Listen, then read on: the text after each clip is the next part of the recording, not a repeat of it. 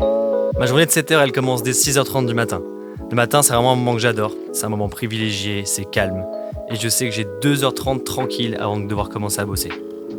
Ce que je fais souvent, c'est que j'organise un peu ma journée.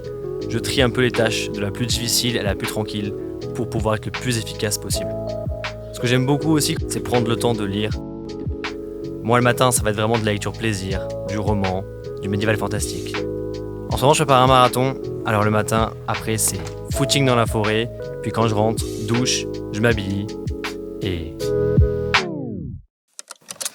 Salut à tous, je m'appelle Charles, j'ai 28 ans et bienvenue dans ce Ma vie de 7 heures. Alors tout à l'heure vous avez pu voir un petit peu ma petite routine matinale, le temps que je prends pour moi le matin. À partir de 9h, le taf commence, vraiment.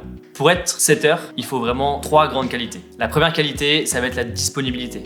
Parce que bien sûr, il faut être disponible quand les gens sont disponibles. Ensuite, il faut être réactif. On a fait des statistiques sur des milliers d'appels. Quand tu rappelles dans les 5 minutes après qu'il t'ait contacté, il y a le plus de réponses positives. Et enfin, il faut être adaptable. En tant que setter, tu as parlé à des dizaines, vingtaines de personnes par jour. Et le but, c'est que chacune de ces personnes se sente unique. Donc, il va falloir adapter ton langage à l'âge, au sexe, au travail de la personne, du prospect que tu as avec toi. On n'a qu'une seule occasion de faire une bonne première impression. Cette phrase, elle est hyper connue, mais elle prend vraiment tout son sens dans le setting. Quand t'es setter, tu travailles pas tout seul, c'est quand même un travail d'équipe. Moi, je sais que je suis hyper content de travailler avec un associé où on peut se partager les astreintes, comme il faut être tout le temps réactif et disponible. Ça permet de pouvoir souffler un peu et de faire autre chose. Et on travaille aussi directement en collaboration avec les closers. Donc c'est vraiment un travail où tu communiques énormément, que ce soit avec les prospects, les autres setters et les closers, et aussi l'entreprise. En tant que setter, tu as très peu de temps pour véhiculer le sérieux de l'entreprise et son professionnalisme. Donc en 5-10 minutes, il faut que tu puisses convaincre le prospect que tu as au téléphone que tu es quelqu'un de confiance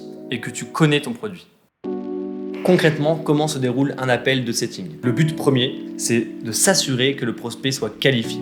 Nous, on estime qu'il y a 4 points de qualification majeurs. Le premier, ça va être qu'il ait bien regardé le contenu gratuit mis à sa disposition, que ce soit une masterclass, un webinaire, une vidéo YouTube, peu importe. Le deuxième, c'est qu'il ait bien compris le contenu du produit que vous proposez. C'est important de lui faire dire avec ses mots à lui. Donc il faut demander au prospect, voilà, pouvez-vous m'expliquer ou peux-tu m'expliquer ce que tu as compris de la formation, du projet d'accompagnement. Tu peux corriger, remettre un peu de lumière sur les différentes zones d'ombre qu'il y a autour du projet. Troisième point de qualification, ça va être l'ancrer dans le présent.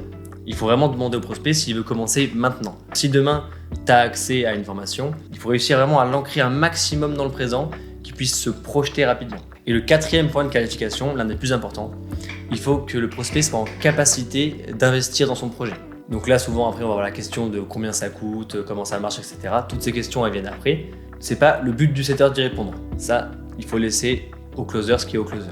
Le but du setter, c'est vraiment juste savoir si la personne est consciente qu'il y a un investissement financier et si elle est en capacité de pouvoir le financer. Et voilà, il est 19h46 et je viens de finir mon dernier call de la journée. Donc c'est le 8e, je suis content, c'était une bonne journée bien productive. Et maintenant, voilà, je vais prendre un petit peu de temps pour déconnecter, pour me ressourcer. Et j'espère que cette journée dans ma vie de 7 heures vous a plu. Et je vous dis ciao.